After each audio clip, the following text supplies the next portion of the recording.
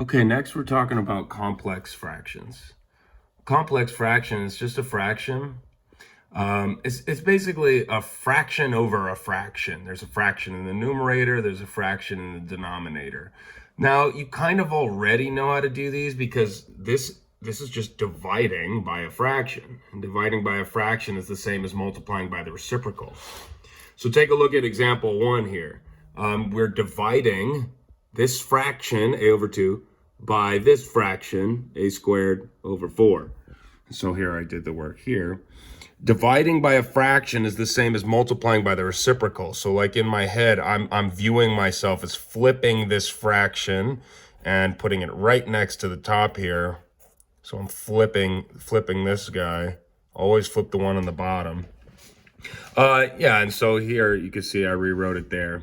Now you could cancel like terms, or if you want to multiply across top, you get 4a, multiply across the bottom, you get 2a squared. Now you can cancel like terms, reduce these numbers, you get 2 over a as your answer. So likewise, for like another example for you here, take a look at this one here. Now notice, it's just a big nasty fraction over another big nasty fraction, right? But we're just dividing a fraction by a fraction. Dividing by a fraction is the same as multiplying by the reciprocal. So take a look at this problem. So in my head, right, I'm kind of like viewing myself as like flipping this fraction, and as I move it right next to this guy, I'm also flipping it at the same time.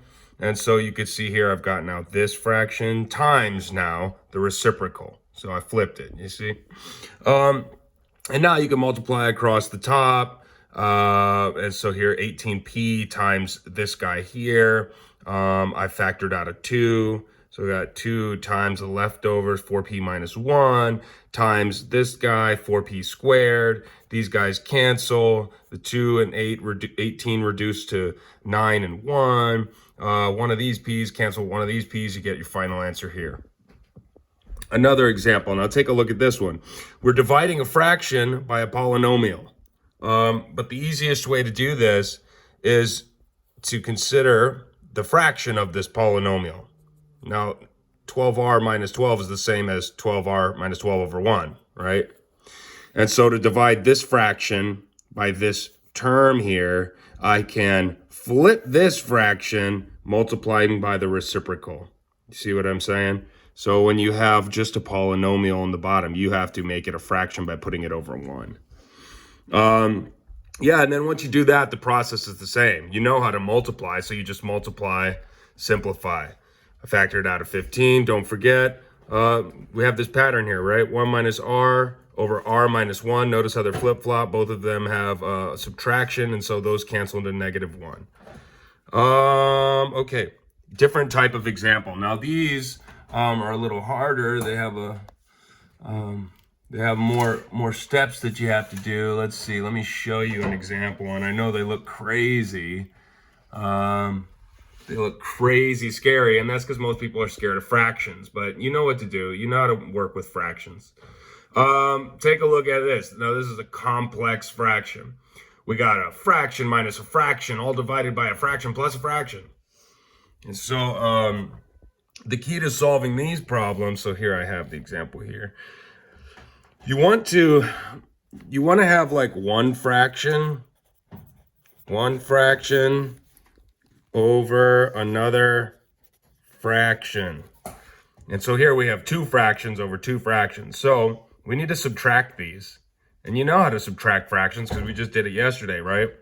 So here you need a common denominator. So it looks like the LCD for both of these is going to be a squared times b squared. If you don't know what I'm talking about, watch the video from yesterday. And so this guy is missing the b squared, so I need to multiply this by b squared. This guy here, well, and the bottom really.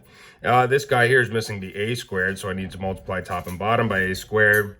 And so when you combine those, you get this here. And I also had to combine these. So my LCD for these guys is AB. So this one I had to multiply top and bottom by A. This one I had to multiply top and bottom by B so that I could have a common denominator, right? And so I have a plus b over ab. Now I have, look, I got fraction over fraction. Now it's still a complex fraction, but now I'm dividing a fraction by one fraction. And dividing by a fraction is the same as multiplying by the reciprocal. And so like I flip this guy, multiply, and then same process of multiplying. I factored, okay, this is difference of squares. It factors into this. This guy, I just moved it onto this side. These cancel. One of these AB pairs cancel with one of these AB pairs. There's your final answer. Take a look at this last example, complex fraction. Now we have one fraction being divided by two fractions. So process is the same.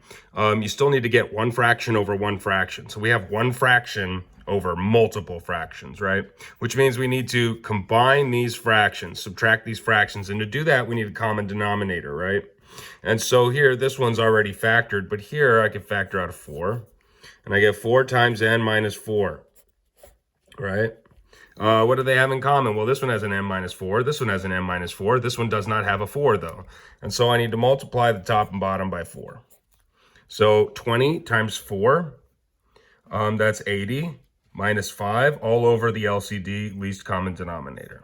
Now I got fraction over fraction. Now I can multiply by the reciprocal, flip this guy.